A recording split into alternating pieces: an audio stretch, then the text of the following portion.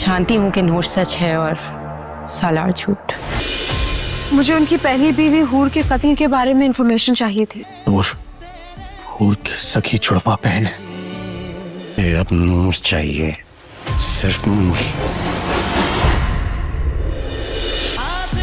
नूर मुझे छोड़कर चली गई। नूर छोड़ के चली गई?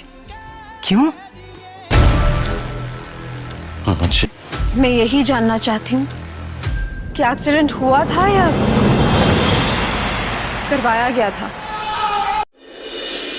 यकीन किया था, लेकिन अब मुझे इसकी बात पे कोई यकीन नहीं।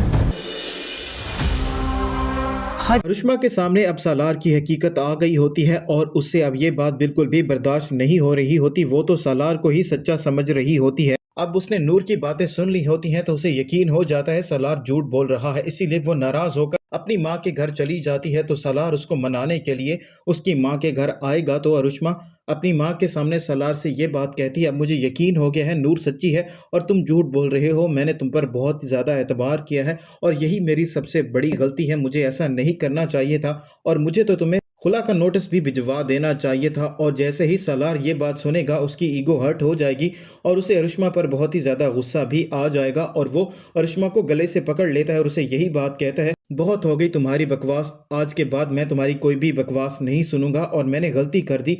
मुझे नूर को छोड़ना नहीं चाहिए था और तुम जैसी घटिया लड़की से शादी भी नहीं करनी चाहिए थी। अब मुझे नूर चाहिए हर सूरत में।